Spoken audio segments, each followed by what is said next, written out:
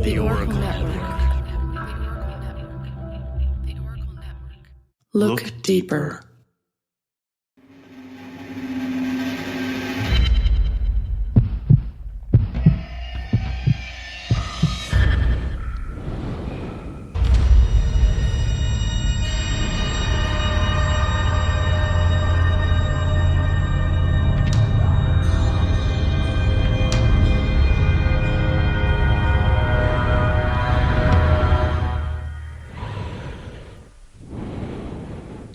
Welcome to Brew Crime. I'm Mike. I'm Beck. And I'm Nina. All right, this episode we are going to be doing the Halloween theme because it is that time of year. So we are starting with Nina. Yay! So I'm going first, as Mike said, and obviously it's Halloween theme. Before I get into my pairing, which technically has nothing to do with my story, but has something to do with Halloween. Nice. We went with it. I went with it. So one of the favorite things I like to do around Halloween time is obviously eat candy, dress up, drink, you know, the usual. But obviously I love watching scary movies, horrors, and slashers. So I thought it would be interesting to Google real life slashers and see if there's any serial killers or anyone out there who had nicknames as slashers. And obviously, yes, there is. Not surprised. Not surprised. I was surprised that there wasn't as many as I thought there were, but there were still more than I expected. And I don't know if that makes any sense, but anyways. So the story I'm going to be talking about today is about John J. Joubert, Joubert, Joubert, something like that. Anyways, he was known as the Woodford Slasher. And for my pairing, as I mentioned, it has absolutely nothing to do with my story other than the fact that it's Halloween related. And it's a pumpkin beer. Of course. Mm-hmm. Of course. It's and I'm going to butcher this so bad, the Saint Ambroise Citruel. That's pretty much all the English on it. I get Saint Ambroise. Bless you. Yeah. So I'll read the little English writing on here. It says, brewed just once a year, the Great Saint Ambroise Pumpkin Ale returns this fall to bewitch beer lovers with a savory blend of pale and caramelized malts, hops, pumpkins, and spices. If you enjoy the out of the ordinary, this season's offering will be sure to please you. It's 5%, and it's in a bottle, which is descriptive, and it's 341 milliliter bottle, so a normal size bottle?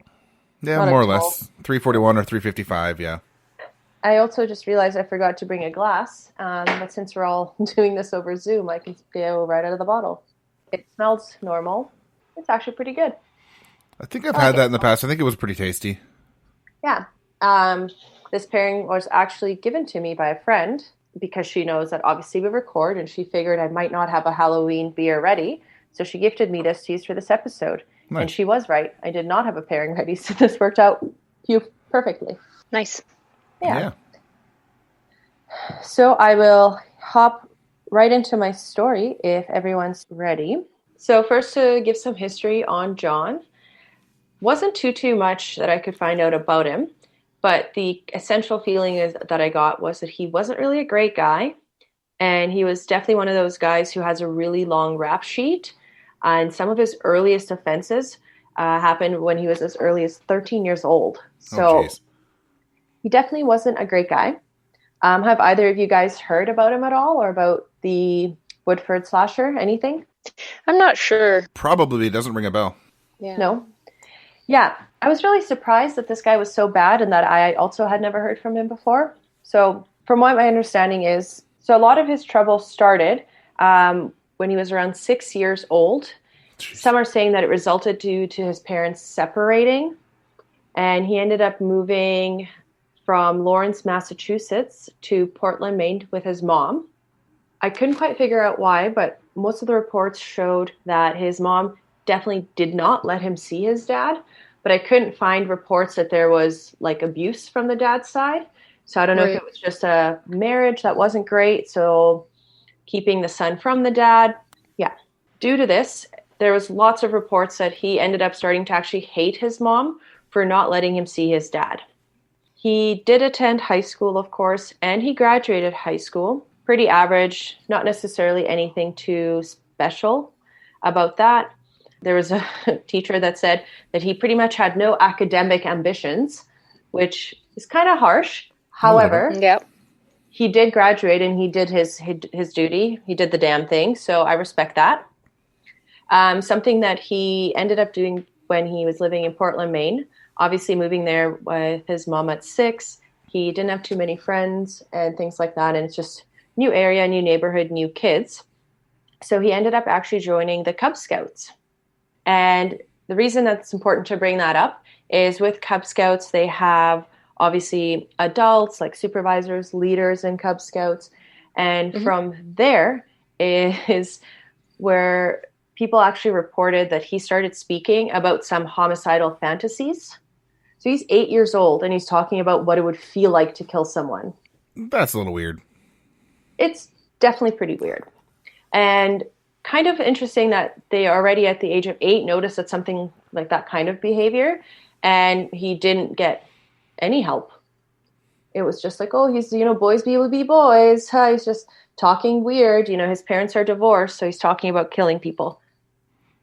That doesn't make any sense. I never tried What to talk year about killing people.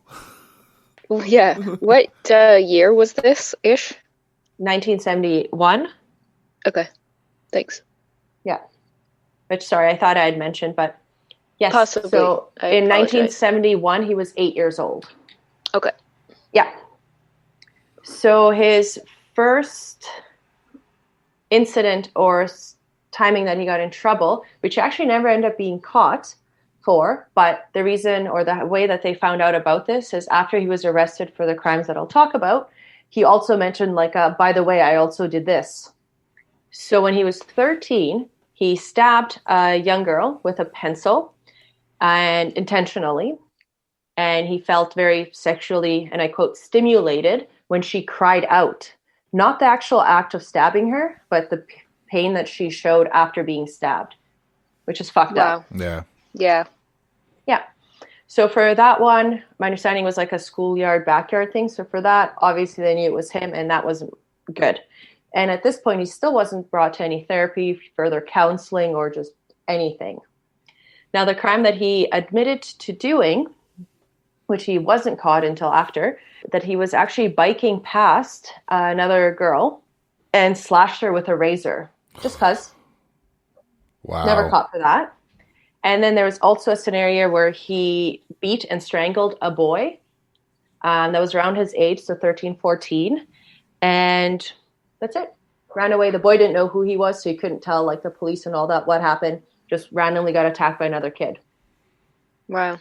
Given all of that, he definitely to me sounds like he's a sociopath. Like something's not right there. And it's curious to hear some of his accounts of not as I mentioned earlier, it's not the fact that I'm actually stabbing someone. It's just that power of their pain afterwards.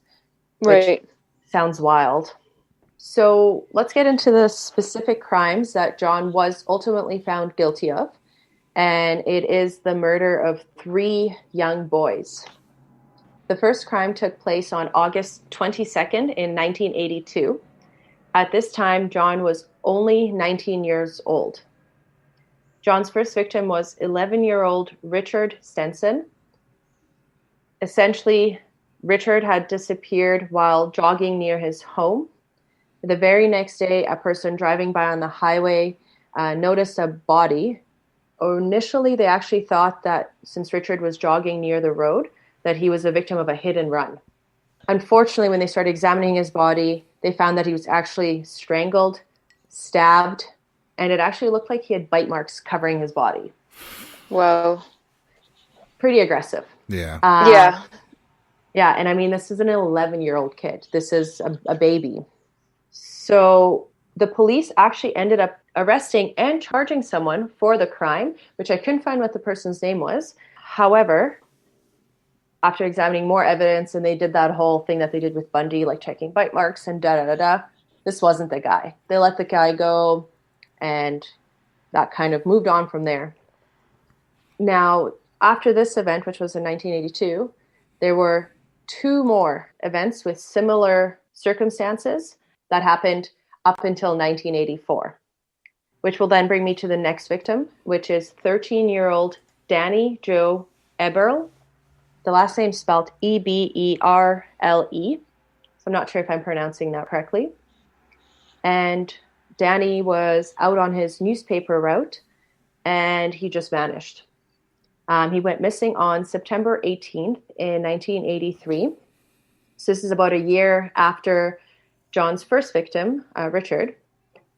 Danny's body was not discovered until September 21st, so a couple days after he was last seen.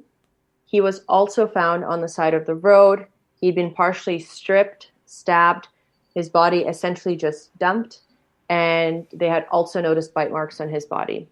So definitely had the cops suspicious that there's the same criminal around. That's probably the same perpetrator who had done this. Mm-hmm. Yeah, that's a pretty clear pattern. Pretty distinct. It was pretty disturbing too that the way that they described that the bodies were disposed of, they were just like dumped on the side of the road. So not like someone tried to go deep into the woods, cover the bodies. This was essentially like, just find the body, and very reckless, it seemed. Yeah. I mean, it's good that it's reckless because they were able to find the bodies right away, which obviously helps with the prevention of decomposition so that they can get any kind of DNA and all of that. But still, it definitely just makes you seem like this is just a fucking animal who's doing this. Mm-hmm. So that same year, so 1983 is where we're at, on December 2nd, 12-year-old Christopher Walden disappeared while walking to school. His body was found 2 days later by some hunters. They noticed that the body was just tossed under some trees. It was obvious to tell that this body had been stabbed, immediately called the police and all of that. And he essentially had the exact same injuries and things inflicted to him like the previous two had. Now we fast forward to January 11th in 1984. So about a month after Christopher Walden's disappearance. Given that there was young boys that were being targeted, and as obvious as what we would expect, all the schools were on really high alert that there's a predator out there, watch out for suspicious people, ensure that you're on high alert at all time. And I have to give big kudos to, it was actually a school attendant that noticed that there was someone loitering around the schoolyard and just didn't look right. So this lady, not only did she just write down the license plate, she actually went up to him and confronted him, being like, what are you doing here? Why are you here? Yeah. This is another adult to another adult being like, what the hell are you doing? Yeah, really, that's badass. Badass. And he ended up, to mention John, ended up pushing her, running away. And she, above all of that, wrote down the license plate, make of the car, everything. Because he literally ran into his car and drove away, which is... anyways, not good. So obviously at this point, she handed over the information to the police, and they ended up being led to John. So what was interesting is John was actually enlisted close by at an Air Force base. So he was in the Army. And they ended up going to his quarters and actually found rope that was identical to the one that Danny was bound with, and a hunting knife was located in his car. The hunting knife matched the wounds that were inflicted on the victims. So definitely a lot of signs that you got the right guy here. Given everything that the police was able to find, John was arrested that same night and was in custody. John did the right thing, which I don't know if you can say it's the right thing, but he did confess to the two murders, which was Danny and Christopher. He didn't want to go public, didn't want to say anything about the first murder. They found strange. Mm-hmm. So, as I mentioned, he pleaded guilty to the first two murders, which is then when the police brought up this other murder, suspicious murder, in kind of a town nearby, asking him, and that town nearby was the first murder, his first victim, Richard. And after he was presented with like, well, this kid's everything also matches, he also fessed up to that one as well.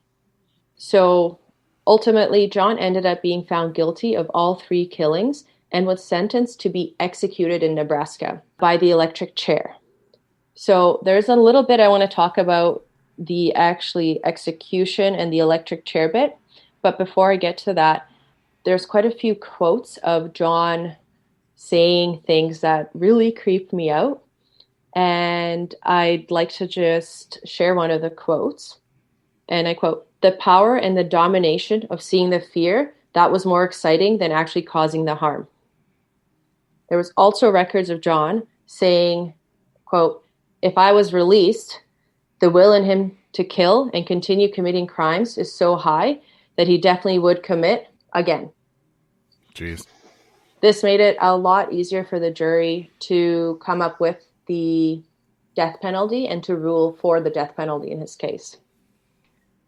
I didn't really recognize just the name you said, but the method is very familiar, and that statement saying, "If you let me out, I'll do this again," that sounds really familiar. Yeah. You know what I mean? Yeah, so it was crazy. I mean, I'm glad that they found him. I'm glad that there was that school attendant who did everything. Obviously, Yeah. by his own admission, there would have been more victims had he not been stopped. One last point I wanted to bring up on my story is, as I mentioned, he was sentenced to be electrocuted or put in the electric chair. So John was actually the second person executed in Nebraska since the death penalty was reintroduced in the state in 1973. John was executed in 1996, which... Whoa. That's quite the wait time. Yeah. But, I mean, that's usually what happens with the death penalty cases, because there's back and forth, overturns, objections, and all of that. Yeah. Ultimately, yes, he was electrocuted in 1996. Something I found interesting is I didn't realize that the death penalty was ever reintroduced. I usually thought that they would have the death penalty and then things happen and people vote to remove it. I was really surprised to hear that Nebraska, as a state, actually voted to bring it back in. So, I mean, I don't know too much about the death penalty, but I was kind of surprised that now in, quote, modern times, that's something that people would vote back in. There's a lot of conservative Canadians that would love to see the death penalty back in Canada, so I'm not surprised by that. I know, but I feel it's like 1996. It wasn't that long ago. I mean, maybe I'm aging myself, but I was alive in 1996, and I know all three of us were, and I feel like that wasn't that long ago. But anyways, what I'm trying to get to is there was actually an appeal made after John was executed to the Nebraska Supreme Court over whether the electric chair is considered cruel and unusual punishment. Yeah. So the reason that this was brought up in his case specifically is after John had passed, they had actually noticed brain blisters on the top of his head and blisters on both sides of his head above the ears. So based on this, he received, in some people's opinion, cruel and unusual punishment. So what I thought I was going to read by the end of reading all of this is that they decided that, maybe we should get rid of the death penalty because it's cruel and unusual punishment. No. They decided that just the electric chair is not good. So instead now in Nebraska, it's death is lethal injection instead. Yeah. So I found that interesting. So it's electric is not good, but let's not get rid of it again because, before we said it's bad, we're going to bring it back in, and now we're going to say lethal injection is the way to go. I don't know. I found that bizarre, but in a way, John made headlines not only for the gruesome deaths that he committed, but also his gruesome death. So I don't know if we came full circle in that in any way, but yeah, that's my story. Don't like him. No, and just picked little boys just because, from what I saw, there wasn't like sexual assault or anything like that.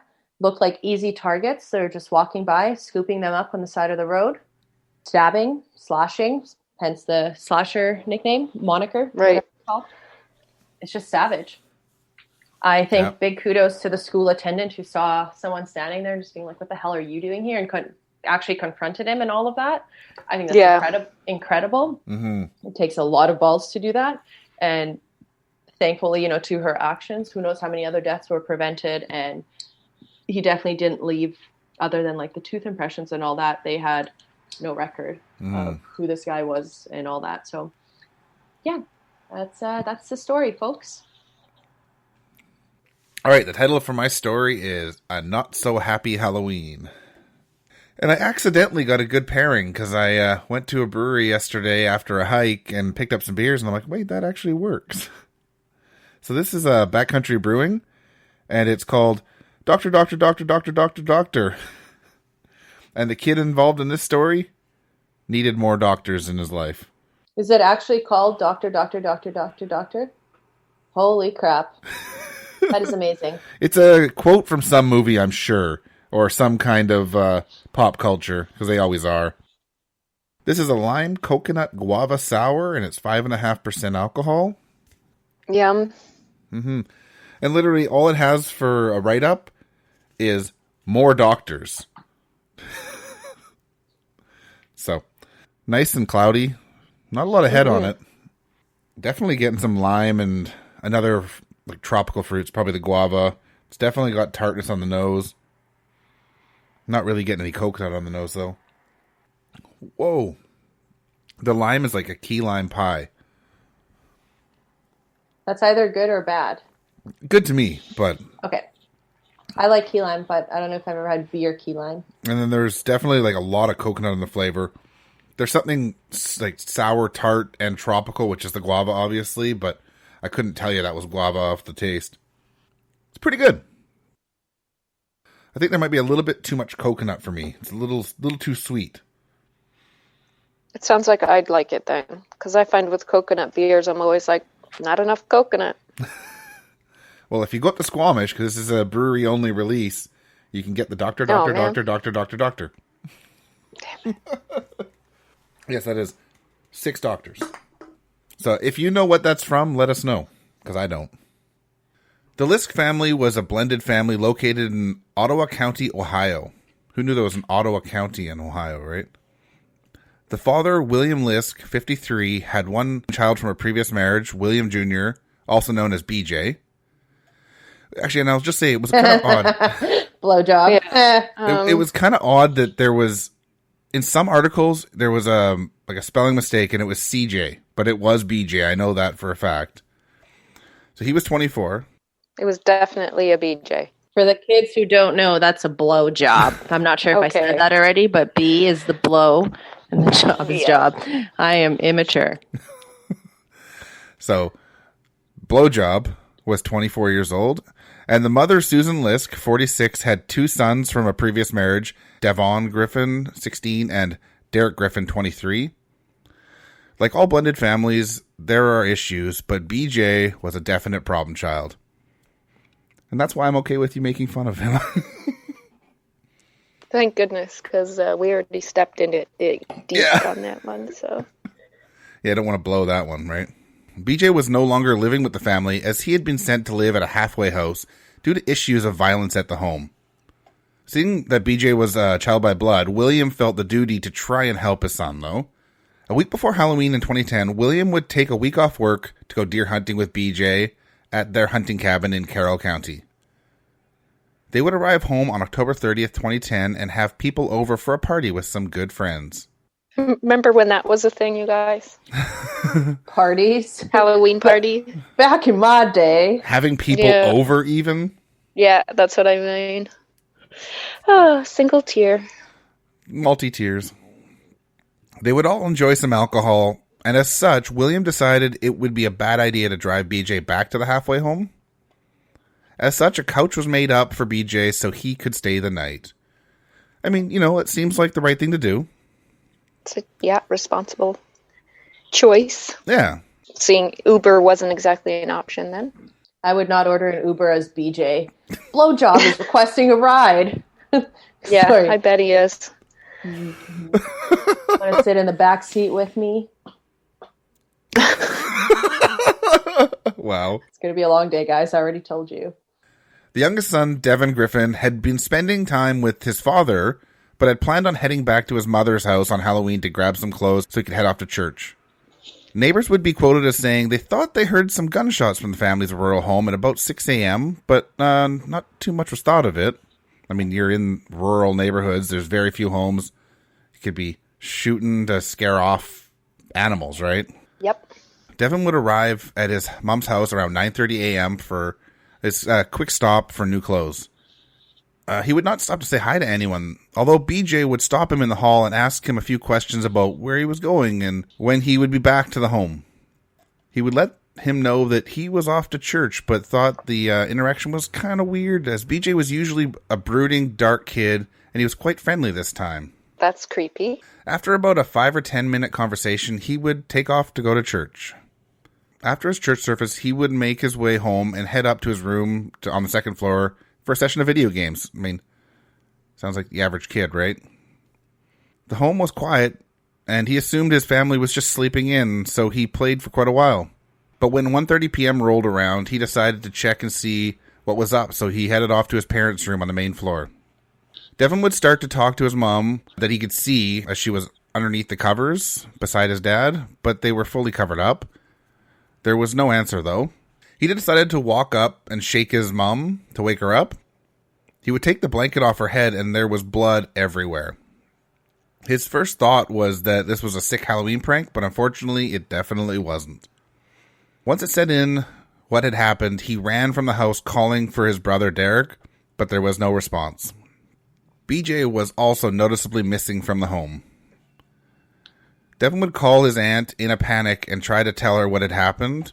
She would immediately call the police and run out her door to drive over to his house to calm him down. Unfortunately, the scene that he stumbled upon was horrible and right out of a horror movie. His father Bill had been shot a total of 5 times in the face and head. It was believed that his mother was shot second because his father looked to be in a deep sleep when he was shot and killed, while his mother seemed to have moved or thrashed around. His mother had been shot a total of 3 times, and both had been shot by a small caliber gun at close range. The investigation would also seem to show that she was sexually assaulted either before or after she was murdered. Oh my God. The police would begin a search for Derek after looking in the master bedroom. They would get to his bedroom door, and it was locked. When there was no answer to any knocking on the door, they decided they better kick in the door to find out if he was in there. Derek would be found curled up in a ball with horrible trauma to the head. He had been smashed in the head with a claw hammer to the point of bludgeoning, but may have died very early in the attack, they kind of hope. Devin would tell the police about his run-in with BJ and how he was acting weirdly. He was being friendly, although asking many questions about what he was up to that day, which was just odd. They would also notice that a Ford F-150 was no longer on the property, and this got the police to hunt for both the truck and BJ. They would converge on the family's hunting cabin and storm the place and find BJ there, just about to get into his Subway sandwich. He had bought it on the way there just after murdering his family. Now, unfortunately, this murder was not the first time BJ had been an issue in this house, and not the only time he had been violent, or very violent. 8 years before the murder in 2002, Bill Liske would have to call the police on BJ as he was threatening to hurt himself. Not a good sign for a 16-year-old. This is all while BJ was on house arrest for a reason that I'm not able to determine. So he had done something so badly he was on house arrest already. When the cops arrived at the house, BJ would attack them, something that definitely shows an issue is brewing. And that's when he's 16. He attacked the cops. Only 2 years later, things had progressed to a point where he was now threatening to hurt others. Later, in winter of 2004, he would even strike his stepmother, Susan. December of that same year, he would strike out at his stepmother again, attacking her in the shower, and this time he would add robbery to the list of issues as he would steal her car keys and take the car. Kid's got some issues. Yeah, escalating too. Yeah. It really did not help that he was found incompetent to stand trial for this attack and the theft, and in the end, charges were just dropped. So he didn't even have a record for it. Why? Yeah, what was the reason? Did it say? We'll get to that, yeah. Okay, cool. This is the point where BJ was moved into the group home where they had hoped that he would be able to get treatment for his mental health issues. He would be diagnosed with schizoaffective disorder, bipolar type. So that's probably where all of these issues are coming from. Oh, yeah, for sure. And why he could use a doctor.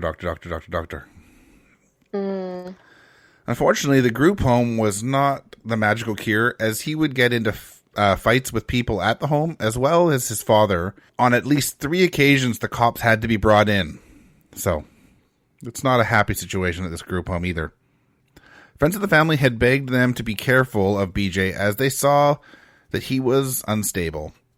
He would take his medication until he felt better, then stop taking it, which unfortunately never went well and led to his parents and stepbrother being murdered. After his arrest, he would end up in court. He would be quoted as saying during the trial, and this is like emotionless, "I loved my dad very much, and it makes me feel sick every time I think about what I did." But just like blank stare.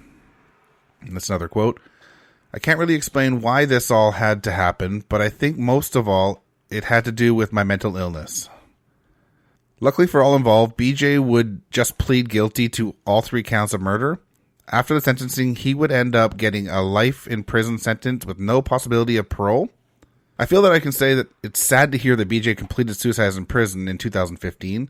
While he is a terrible murderer, he also was absolutely very, very sick, and I wish he could have had some more help with his mental health issues. And that's my case. It's fucked up. Yeah, it is, yeah. Yeah. Not a happy Halloween at all. No, it is unfortunate that he had the medication that he needed, but was taking it until he felt better. That's not how that medication works. No, and I've known some people that have had similar diagnoses, not that, but similar, and it took years for them to get to the point where they realized that they can't stop taking it. Yeah. Because, they didn't get violent, but bad things happened if they didn't keep taking their medication. Well, I also think, what is the consequence of not taking it, right? If you're taking a medication to help prevent acne and you stop, you get acne. But if you're taking something to control your rage and violence, brain chemicals, I don't know how to say it. Yeah. I think that has a bigger impact of what happens when you wean off of that versus something less important or less impactful. Mm-hmm. Craziness. Agreed. Okay, so the story that I'm doing for Halloween, I have called Holmes on Homes, or in this case, Holmes in Hotel. Okay. The beer that I picked is called Theories Wild Ale, and it's from Twin Sails Brewing. I just opened it, and it kind of exploded everywhere. Oopsie-doodle. So I'm going to guess that it's going to be very effervescent. So the write-up here is, aged in neutral wine barrels, this wild ale is a balanced, nuanced expression of our house mixed culture of yeast and bacteria. Lightly dry hopped with a blend of noble hops. This beer drinks dry and bright with notes of citrus zest and mellow funk. It's 5.1% in a 500 milliliter bottle. And yeah, Twin Sails is just up in Port Moody. Been there. Yeah, it's on Brewers Row. It's a great spot where there's 5 breweries within a couple blocks. Yeah, and that's what it looks like there. Pretty bottle. Awesome. So the reason for choosing the beer will come later in the story, but I'm just going to pour some here for me. Try not to spill it again. You know what? For a beer that just exploded on you, it's pouring really well. Yeah. Because usually it'll be more head than beer. I don't know how much you can see it, but it's definitely, there. It's very bubbly. Yeah. It smells amazing. Apple juice. It's delicious. Is it really fruity? Is it really sour? It's not really sour. It's definitely very refreshing. It's almost like a cider. Okay. Just because it's so refreshing and light. It is a little bit tart. Not huge or anything, but it's really good. If it's a neutral barrel, wine barrel, is there any oaky flavors at all? Does it taste like it's been Not in the wood? really. Not that I notice. Okay. But the more a barrel is used, the less the oak or wood flavor comes through. So if it's neutral barrel, it's probably been used quite a few times to get that oak and other wine flavors out. It's good. It's definitely going to be burpy. Because about the bubbles. Yay. Okay, here we go. Herman Webster Mudgett, a.k.a. Dr. Henry Howard Holmes, or as we all know and hate him, H. Holmes, was born in Gilmanton, New Hampshire, May 16, 1861. And he is what nightmares are made out of. Yes, he is. But also good movies. I've actually never seen those. Because you guys know I don't like scary movies. But... I don't even mean real movies. I just mean the stuff, like the stories of H. Holmes are what like good horror movies are made out of, basically. Yeah. Fucking classics. At the ripe old age of 16, he graduated from Phillips Exeter Academy and took teaching jobs in Gilmanton and later in nearby Alton. On July 4th, 1878, he married Clara Lovering in Alton. Their son, Robert, was born February 3rd, 1880 in Loudon, New Hampshire. So before he turned 19, he was a husband, a father, and a teacher. Overachiever much? Mm-hmm. Yeah. Like, slow down, fella. Holy cow. It was such a different time then, but Oh my God. He attended University of Vermont that same year, because he wasn't busy enough, so okay.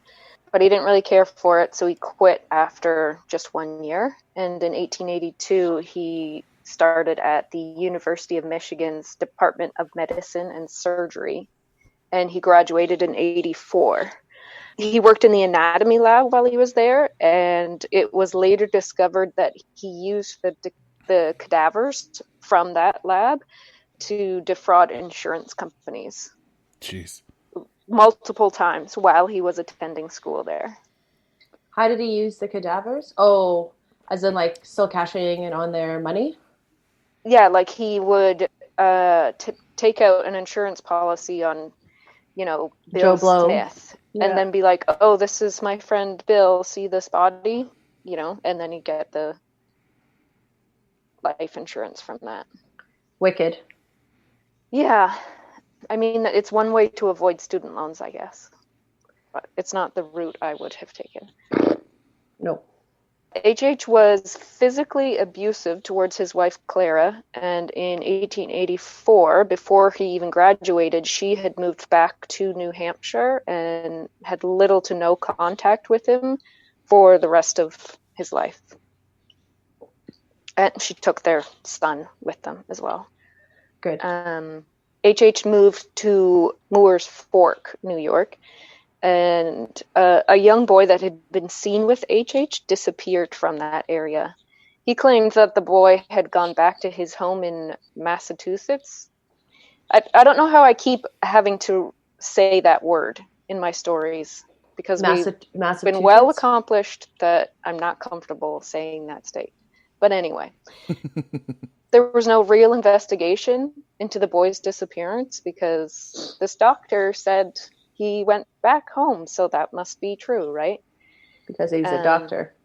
And H. moved to Philadelphia soon after, so it's not like they could do any follow-up questioning or anything like that. Yeah.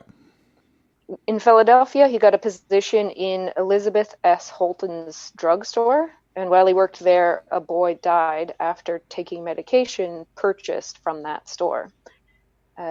H. was in town long enough to deny any involvement and then quickly left again. So, not weird at all that has happened multiple times. Before he moved to Chicago, he changed his name to Henry Howard Holmes in hopes of making it more difficult for the previous scam victims to find him. And this is where H really begins, is in Chicago. Yeah. In 1886, H. married Myrta Belknap in Minneapolis, Minnesota. A few weeks after his second wedding, he filed for divorce from his first wife, Clara, alleging that she had cheated on him. So that's definitely not how that works. You can't get married. He's and a then cheater, file but for I'm divorce. married. Okay. Yeah. So there's no proof whatsoever that Clara had been unfaithful. And in 1887, while the suit was still ongoing, H.H. purchased a vacant lot and began construction on a 2-story mixed-use building with apartments on the second floor, retail space on the ground floor, including a drugstore. The following year, H.H. opted to not pay any of the architects or the steel company that had already put in a year's work on the project because he is a classy motherfucker. Yeah, garbage human. A douche. Yeah. So the divorce between H.H. and Clara was never actually finalized, and Clara wasn't even notified about that he had filed for divorce. Wow. So, yeah. Hey, at least he divorced her. Well, but he didn't. He filed for divorce, but at the time you had to prove reason. Yeah. So his reason being that she had cheated, but there was no proof of that. But she's still alive. Yeah. So, well, they're living in completely different states, and they have been for years. No, but I'm just saying, at least she's still alive. Like, he yes, quote unquote, I see. divorced her. So, yeah. She's not dead. Yeah. Unlike some serial killers who just, divorce isn't an option, they just kill. Okay, Yeah. I guess that's the one good thing I've heard about H.H. Holmes. Yeah. Yeah, I guess. Yeah, I mean, to be fair, she left before he got to that, before he had a chance. So good on her. That's true. But I'm just looking at the Monty Python, always look on the bright side of life. Yeah. Because there's not a lot of it these days. Yeah, so the courts dismissed the divorce case in June 4th, 1891 for want of prosecution, as in H.H. is full of shit and has no proof of anything, so please stop wasting our time. Fuck off now. I also think that's kind of crazy that the court can be like, you can't get divorced, so stay married. That's crazy. I'd be like, yeah. Excuse me, bitch, do you want this motherfucker to die? That's what churches do.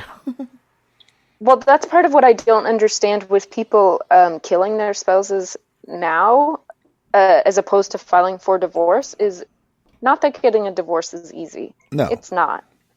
But it's not as hard as it used to be, I guess, is what I'm saying. You don't have to have, proof of infidelity or, get an annulment or anything like that. We just don't like each other anymore. Can we please not be legally obligated to be together? Yeah, Thanks. Sure. Sounds good. Here's 500 million forms to fill out. Thanks. And here's all the money you need to spend to make it go away. Yeah. Okay. On July 4th, 1889, H.H.'s daughter, Lucy Theodette Holmes, was born in Englewood, Chicago, Illinois. The family lived in Wilmette, Illinois, but H.H. spent most of his time in Chicago.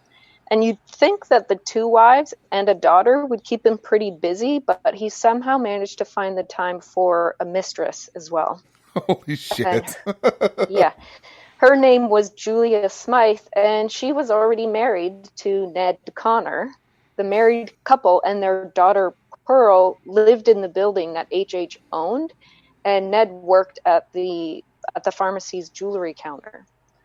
So Ned was working for H.H., and H.H. was having an affair with his wife. That's just so douche. Ned found out. Yeah, Ned found out about the affair, quit his job, and left. But Julia and Pearl stayed, and the relationship between Julia and H.H. continued. Julia and Pearl disappeared on Christmas Eve of 1891. H.H. later claimed that Julia died during an abortion, but okay, maybe. So where's the daughter? So that's horrible. Exactly. Where's Pearl? No answer. Okay, good work. That makes sense. It didn't take H.H. long to get another mistress because I don't know why. In May of 1892, Emmeline Segrand began working in the building, and the two quickly began a relationship. The relationship ended just as quickly when she disappeared that same December. Edna Van Tassel is also believed to be one of his victims. Also in 1892, H.H. added a 3rd floor to be used as a hotel during the upcoming World's Columbian Exposition. The hotel portion was never actually finished, though. The furniture that was being delivered to the hotel was being moved into hidden rooms and passages, and definitely not being paid for, because H.H. fails at adulting every chance he gets. Mm-hmm. H.H. did finally start a relationship that was not related to sex. While working in the Chemical Bank building on Dearborn Street, he met and became close friends with Benjamin Pietzel. Benjamin was a carpenter ex-con who was exhibiting a coal bin that he had invented. H.H. treated him more like a henchman than a friend, though. They were involved in a lot of criminal schemes together, and a district attorney later described Benjamin as Holmes's tool. Yeah, just meaning that he just did whatever H.H. told him to. Yeah. And, yeah, didn't really have a mind of his own for anything. So he's literally a tool. Yeah. In early 1893, struggling actress Minnie Williams moved to Chicago. H.H. offered her a job as his personal stenographer, and she accepted. It didn't take long for H.H. to convince Minnie to transfer the deed of her Fort Worth, Texas property to a man named Alexander Bond. Unbeknownst to Minnie, though, this was just one of H.'s aliases. And in April of 1893, she transferred the deed, and H.H. was the notary. So that's unbelievable. Mm-hmm. So he's had her transfer it to him. She doesn't know it's him. And he's the one notarizing it. So, like, there's no one in the loop to be like, hey, Minnie, this might not be a good idea. Yeah, no You're shit. literally giving him your shit for crazy. Yeah, so H.H. signed the deed over to his best friend forever, Benjamin. And on the paperwork, Benjamin's alias was Benton T. Lyman.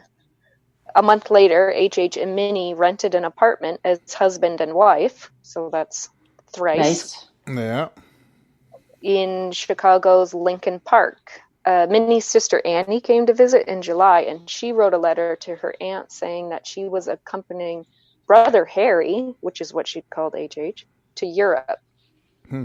Minnie and Annie were never seen alive again after July 5th, 1893. So there's two more to the list. Mm-hmm. And, you know, I wonder if the band Linkin Park is named after that area. They were a really good band when we were growing up. I don't like their new stuff, but... Aren't they, yeah, weren't they named after a park near where they grew up? I have no fucking clue. I don't even know where they're from. I just know I think they're American. Yeah. So, you know that old saying, two's company, but three's a crowd. I guess H.H. didn't feel that this Three's a applied party. to him because... Sorry. Three's exhausting. My bad. Go back. So he didn't feel this applied to him because on January 17th, 1894, in Denver, Colorado, he married Georgina Yoke while he was still married to Clara and Myrta. I guess that's proof that the internet's a bad thing, because he was able to do this and have a great time, and there was no way to figure it out. Yeah, I have my How doubts that exhausting it is, any though? of the women were having a great time, though. Oh, fuck no, but that's not what mattered back then. So that same year, his building was inspected by the police while he was not there. And what they found was interesting, to say the least. The secret passageways were just the beginning. There were hallways that were more like mazes and led nowhere. Some of the rooms were completely soundproofed, and others had chutes that dropped straight to the basement where a myriad of body disposal options awaited. Crematorium? Check. Quicklime? Check. Vat-o-acid? Check. Before the bodies were disposed of, H.H. used his medical knowledge to dissect them so he could sell the parts on the black market or to medical institutions. Wow. I wonder if there's places who are like, oh, this guy has always a healthy supply of lungs, liver, brain available. Hit up Holmes for your... Yeah. Doesn't make sense. Organ needs. Liver and Noah- onions. Oh, God. Yeah. Yes. That's nasty even if it's not human. I agree. That's not right. So no arrests were made at this point, and H.H. left Chicago in July 1984 with insurance companies and investors hot on his trail. He made his way to the property in Fort Worth that he had swindled from Minnie Williams. His plan was to build another castle like the one he had built in Chicago. The first thing he would need, more investors. Some people never learn. It was around this time that H.H. was briefly incarcerated, not for the horrible nickname Murder Castle, but for selling mortgaged goods. So that just means he sold something that he had a mortgage out on, and he didn't pay the mortgage off first. Jeez. I've never heard of that. Neither do I. But, like, least of the crimes that he's committed. But without, like, it's not like the information is being passed on from city to city, so they're oblivious, right? Yeah, for sure. He got bailed out pretty quickly, but while he was there, he chatted with Marion Hedgepeth, who was serving 25 years. H.H. had made a plan to take a $10,000 life insurance policy out and then fake his own death. That policy would be worth like $300,000 today. That's a lot. $10,000 at the time. It's still a lot of money, yeah. Not a small amount. So he promised Marion $500 for the name of a lawyer who could be trusted to help, like, with this scheme. What was she in jail for? Pardon me? What was she in jail for? The Marion? Yeah. Is a guy. That's unfortunate. I don't know. Sorry. It didn't say, I guess, or else I'd have written it down. Okay. Anyways, he had an unfortunate name and was in jail. Got it. So the name provided was a young St. Louis attorney named Jephthah Howe. Jephthah shared a practice with his older brother, Alfonso, but Alfonso was never aware of any of this shenanigans that his brother was involved in. The plan failed when the insurance company refused to pay such a large amount under such sketchy circumstances. And instead of, pressing on, H.H. just changed tactics and made a new plan with his henchman, Benjamin. So Benjamin agreed to become B.F. Perry, who was an inventor that would tragically die when his lab exploded. No. So Benjamin's wife would then collect the $10,000 insurance, and it would be split between them afterwards. So it was up to H.H. to find a suitable cadaver to use as part of the explosion. But as we know by now, H.H. loves a good shortcut. Mm-hmm. So why spend the time and effort to search for a cadaver and then have to carry it over to the lab without anyone seeing you, when you could just kill your friend who's already at the lab? Yeah, total entrepreneur move. So do more with less. Yeah. Exactly. So H.H. knocked Benjamin unconscious with chloroform and used benzene to set him on fire while he was unconscious. He successfully collected the insurance payout this time, but that wasn't enough for him. He also manipulated Benjamin's wife to allow him to take 3 of her 5 kids into his custody. Remind me not to be his friend. Yeah. Alice, Nellie, and Howard, they were aged 7 to 14, went with H.H., while the eldest daughter and the baby stayed with Mrs. Feitzel. And what was he trying to gain by that? Like, why does he want more kids? I don't know. Because he didn't set up any sort of insurance scheme or anything for these 3 kids. But here's what he did do. It's horrible. He forced Alice and Nellie into a large trunk and locked it. and he drilled a hole into the lid. He used a hose to fill the trunk from the gas line. So the girls died of asphyxiation. Philadelphia police detective Frank Geyer was hired to locate the 3 missing girls. At this point, he didn't know that the 2 girls were already dead.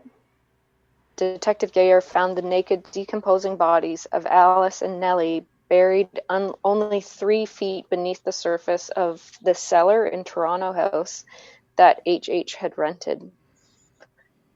Detective Geyer then went to Indianapolis, where Holmes had rented a cottage. H.H. had bought drugs from the local pharmacy and sharpened his knives at the repair shop. He drugged young Howard to death, cut up the body, and burned it. His teeth were discovered in the cottage chimney. H.H. was arrested in Boston, November 17th, 1894. He was held on an outstanding warrant for horse theft in Texas. And this gave the authorities more time to investigate his other crimes. It also gave papers time to speculate wildly. Mm-hmm. So here's the part that I found weird, which is why I chose the beer called Theories, because this part I'd never, of all the stuff that I've read about H.H. Holmes and the murder castle and whatever hotel from hell, I'd never heard this before. So stories about the murder castle were printed in the newspaper, but were possibly pure fiction due to what is called yellow journalism that was highly prevalent at the time. So that's the practice of exaggerating or just blatantly fabricating news stories. So it's like fake news, the pilot program. Nice. Trump's source.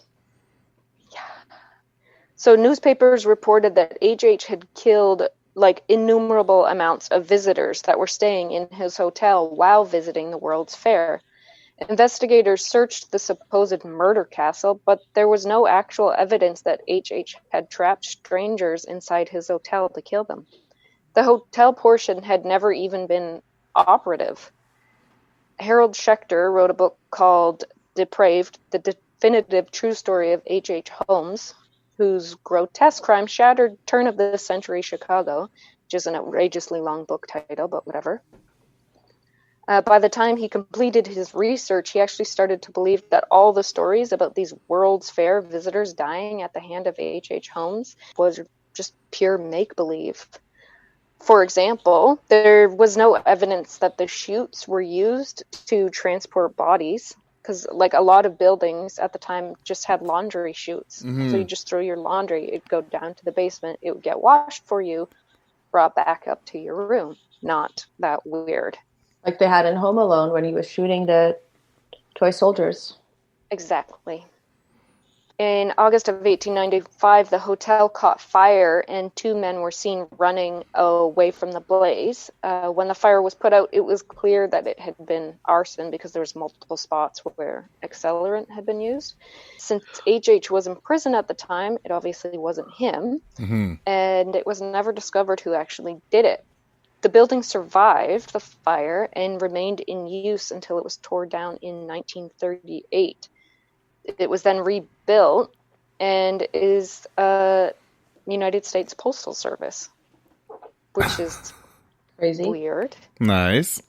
In October 1895, H.H. was found guilty of murdering Benjamin Peitzel and sentenced to death. It was evident that H.H. had also murdered the 3 children that were left in his charge, but without proof.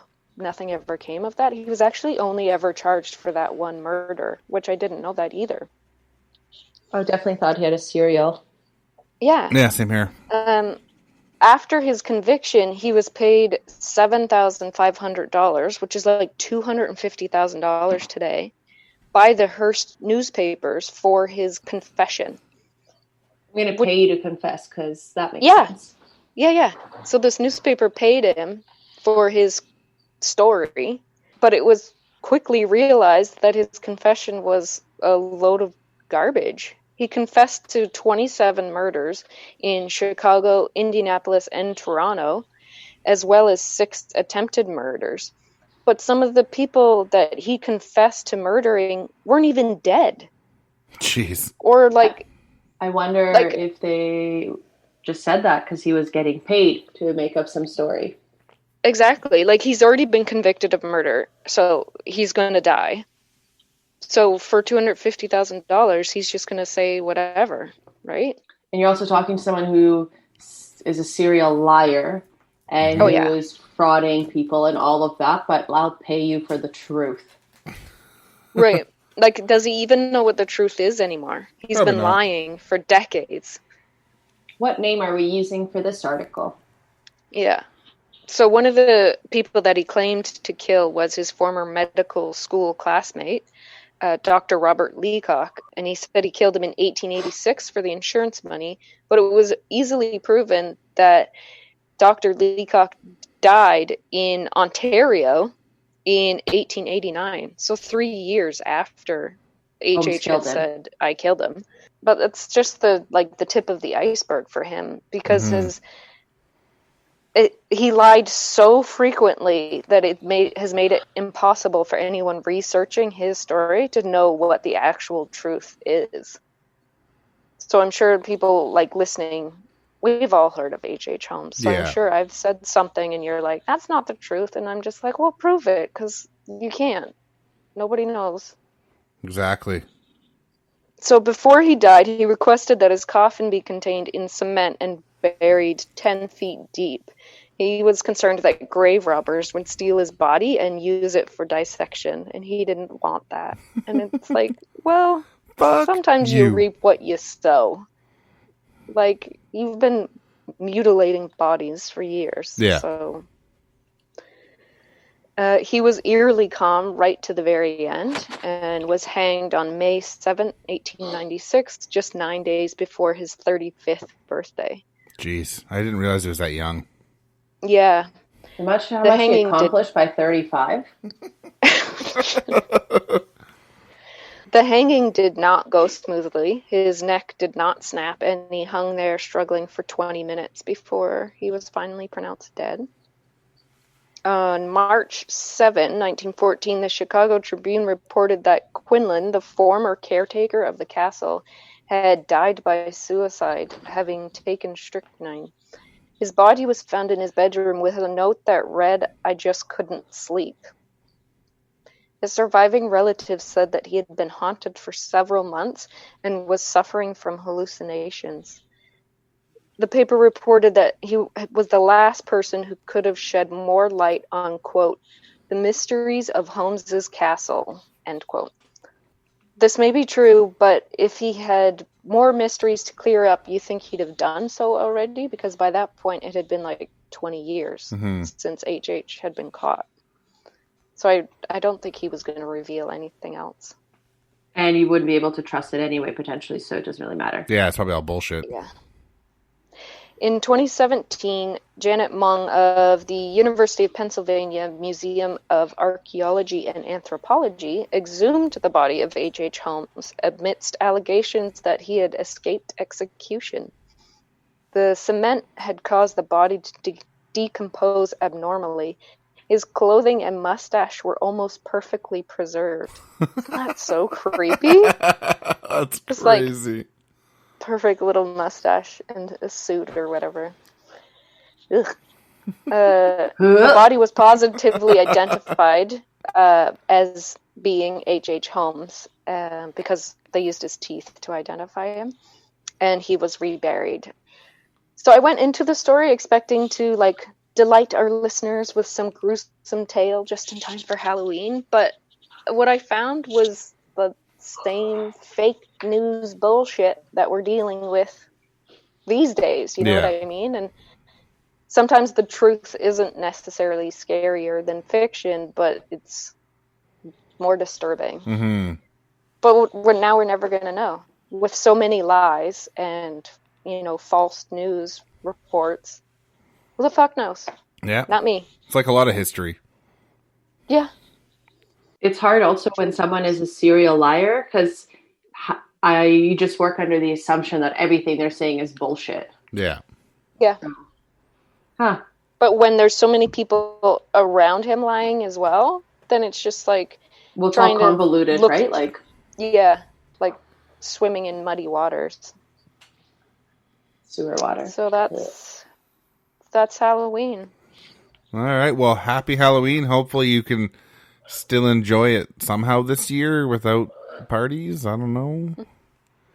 I think I'm going to put a costume on that weekend anyway. I'm not going anywhere. It's just that making a costume is my favorite part. So we're I having think I might.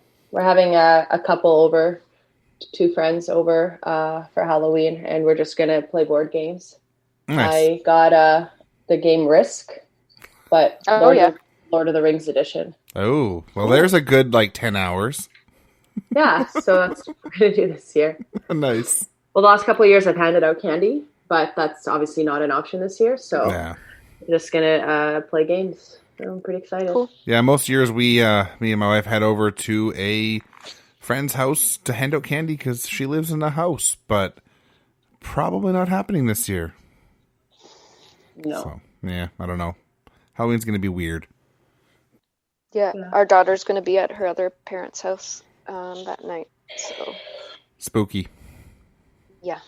She's being a turkey. Because... gobble, gobble. Yeah. Because why not? Why not, right? Yeah, that's great. I love it. She was an eggplant the year before last. Oh my god, I love her ridiculous costumes. I know. Yep. I didn't see that costume. Huh. Yeah. I don't remember it, at least. Mm-hmm. Do you have any pictures of that? Yeah. I'll send them Please to you. Yeah. Send it in the chat. Funny. Yeah. Oh, yes. And of course, I'll be forcing my cat into her 3 Halloween costumes. Yes. And I'm sure Homie's going to love it. And don't tell us what it is, because I'd like to be surprised day of. Thank you. Okay. Sounds good. You can tell me. That's fine. Okay. All right. Well, thanks for tuning in. You can find us on our website at brewcrime.com. You can send us an email and recommend cases, themes, whatever you want. brewcrime@pacificbeerchat.com. If you want to find us on social media, go to @brewcrime on all the social medias. We also have a Facebook group, so just look that up. And if you want to support us on Patreon, you can go to patreon.com/brewcrime, and the money goes towards upgrading equipment and just making the show better. So shout out to our Patreon supporters, True Crime Nana, Daniela, Ange, Nina's mom, 3 Beers In podcast, Amber, and the Faves of Our Lives. I also say that on our TeePublic store, which is our merch store, you can find that on our website, or just go to teepublic.com and search Brew Crime. We're going to have a new logo, a secondary logo that's kind of a metal themed logo. Nina and Beck can't read it, which is fucking hilarious to me because it's so easy to read. But if you're into metal style logos, check it out. And just to close this episode out before we sign off, we've decided we're going to do something small for all of our Patreon supporters that have supported us through this crazy time. So we're going to do something just for all of the people that have, been sending us a little bit of money to help out. So if you don't have an address sent to us yet, if you're one of the lower tiers that doesn't need that, can you just send us your address? Because we're going to send you something in the mail sooner than later. So thanks a lot and cheers. Bye. Bye. Bye. Brew Crime's intro was created by Mike using Creative Commons Attribution licensed audio from purple-planet.com, soundbible.com, and freesoundeffects.com. Logo design was by Ben Greenberg. All cases and stories were written by Beck, Nina, and Mike, and our sources are put into the show notes for each episode. We always want to give credit to the people that research the cases we talk about. We can also be found on your favorite podcast apps, our hosts, Spreaker.com, or BrewCrime.com, as well as at BrewCrime on Twitter, at BrewCrime on Facebook, at Facebook.com/groups/BrewCrime. Thanks for listening. This has been a production of Pacific Beer Chat. Every life has a story, and every story an ending. But he died one reason or another, and now they have this body that they're in hiding. But not all endings are happy. and was given a severe beating, including having his head bashed into the floor repeatedly until he was semi-conscious. I'm Devil Dan. Won't you join us as we walk through the blue side of the mountain? Blue Side of the Mountain can be found on Apple Podcast, Spotify, Google Play, Stitcher, and many more.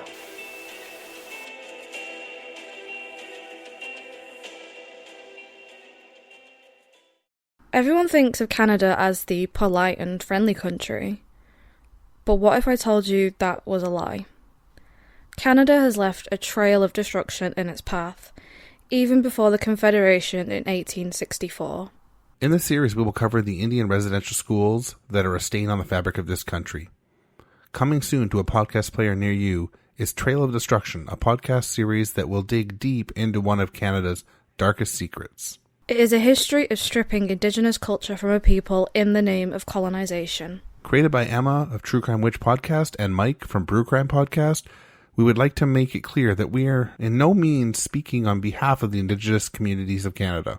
We simply want to use our platform and our voices to amplify the voices of Indigenous Canadians and highlight the issues that have been swept under the rug by the government and the media. Oh, it's very burpy. Oh, I tooted even. So first, excuse me. As from there, sorry guys, my app is glitching and it's cutting out. Who's going next? Is it me or you, Beck? You are. I You am? are. Okay.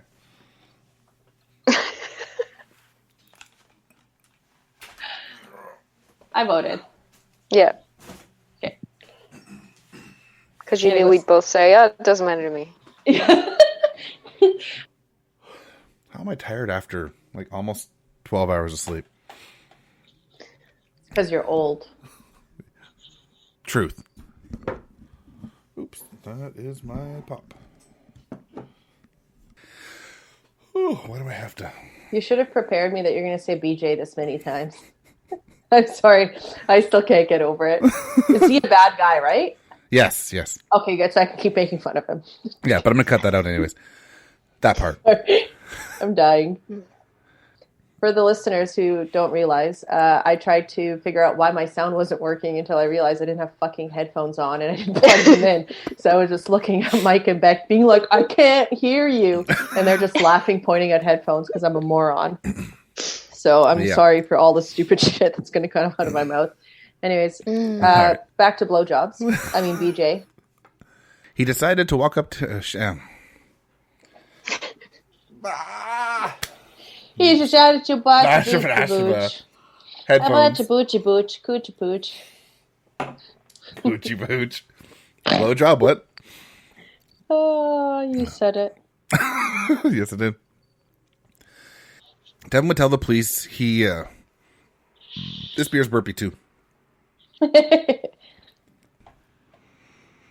Bah. I've got a couple really long sentences that I shouldn't have done that way. It's like, defense. So they can get the whole crowd to cheer. Crowd going. Yeah. That's fun. So you just need that fence. Okay. You already got the D, right? Am I right? But I'm tis. It's good for the BJ. Moving on. Beck, please start talking. Mike's off the rails. You started it. Fair.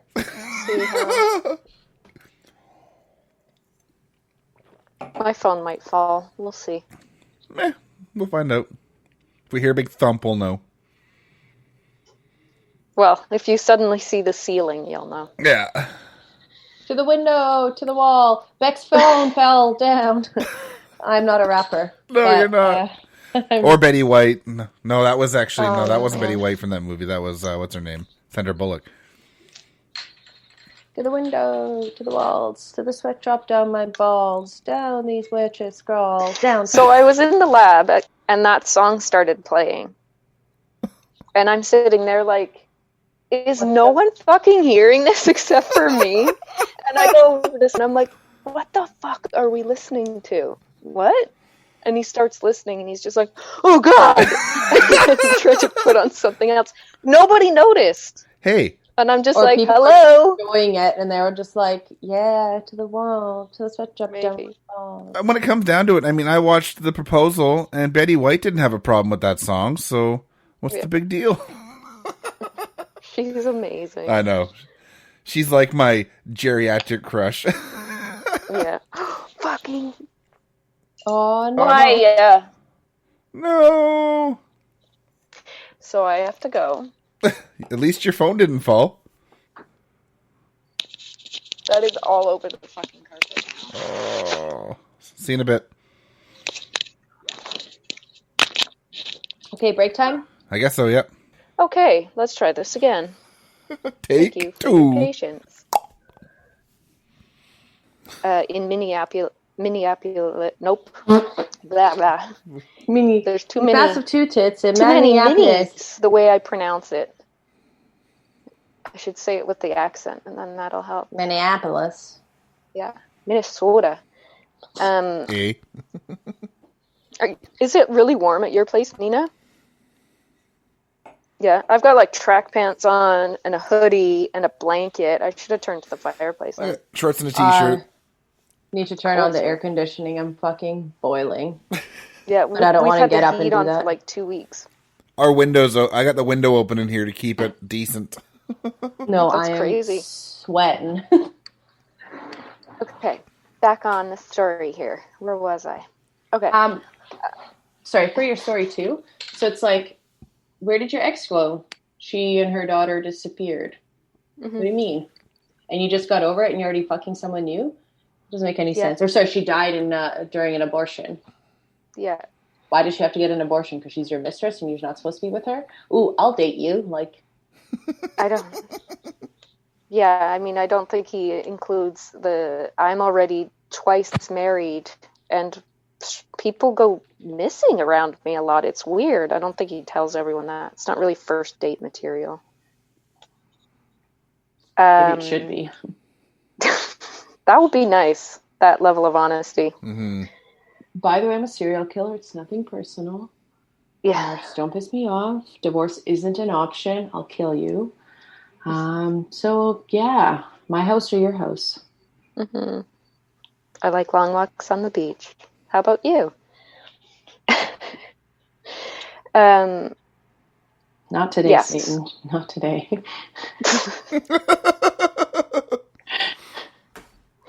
Some of the rooms were completely soundproofed, and others had shades. Jesus Christ, that was loud. You might want to start that sentence again. When my ear stopped bleeding. I'm sorry. There is the mute button. Fucking hell. I know, but where is it? I didn't even realize I needed headphones on to talk to you guys until like an hour ago. Did you find the mute button? Like, where the fuck is it on this? That's hour 20, by the way. Okay. Oh, I can mute on them on. Yeah, I know, I'm fucking fine. Okay. I never sneezed once, so that's what I thought I better check. Let me pull that up. Sorry, getting a bunch of messages all of a sudden. We were going to mention like the doing something for Patreon supporters, right? But we didn't decide what we're doing. We'll just say we're going to do something for our Patreon supporters that have supported us through the pandemic kind of thing. Sure. Yeah? Sure. A surprise. Yeah. To everyone, including us. Including us, yeah.